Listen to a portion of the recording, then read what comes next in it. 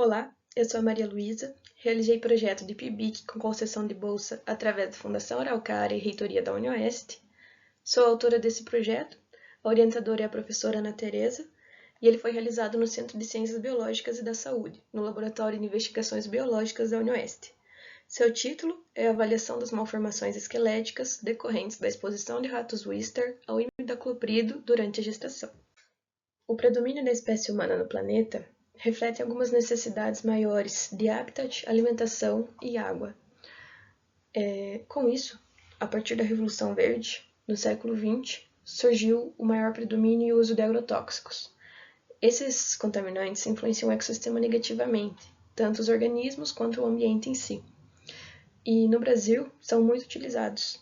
O Brasil ganha a posição de destaque e é o terceiro país que mais exporta alimentação, plantas e produtos agropecuários para o exterior. O imidacloprido é inclusive já proibido em alguns países, como por exemplo alguns países membros da BRICS e também do continente europeu. O imidacloprido é o primeiro inseticida sistêmico do grupo dos neonicotinoides. Ele tem esse nome porque sua fórmula parece muito com a da nicotina. No inseto, essa substância vai se ligar ao receptor de acetilcolina nas células nervosas do seu organismo, de maneira a despolarizar continuamente a célula, sem se desligar desse canal iônico ligante.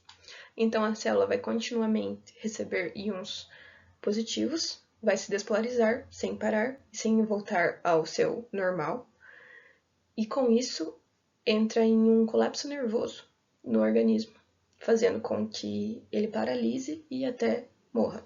É isso que acontece no inseto e por isso que é um inseticida muito usado.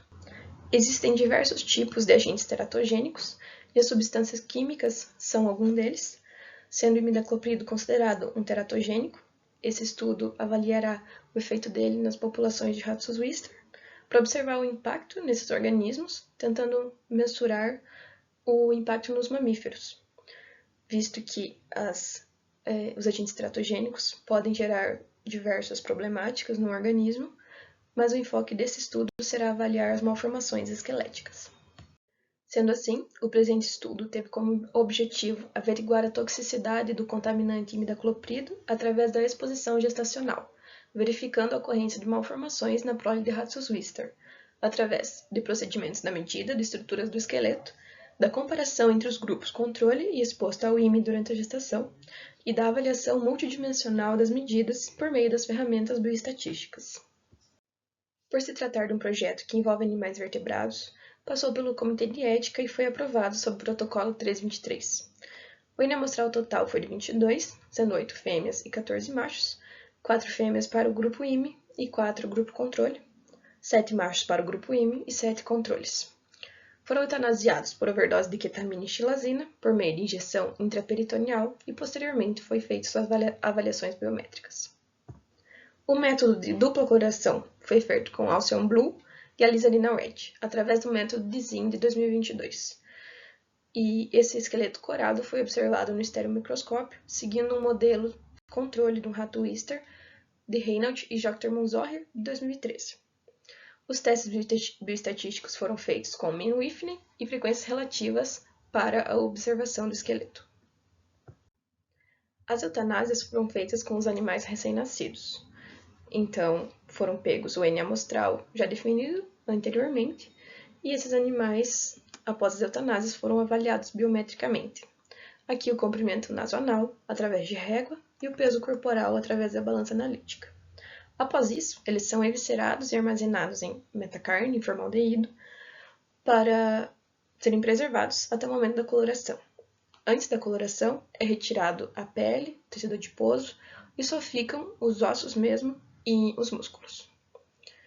O procedimento de coloração envolve diversos solventes e etapas, mas primeiro é colorado com o azul Delcian, para corar as cartilagens, e depois com o vermelho da lisarina, para corar os ossos. Esse é o resultado de um animal corado, vermelho os ossos, cartilagens em azul. Aqui um tamanho só para mensurar, comparado a um dedo mínimo. E os resultados, mostrando os ossos do crânio, as falanges, tronco, costelas, e mais costelas. Para as avaliações biométricas, os machos dos grupos controle e IME apresentaram diferenças estatísticas significativas apenas para a variável comprimento nasional, tendo p-valor de 0,048, que é abaixo do crítico.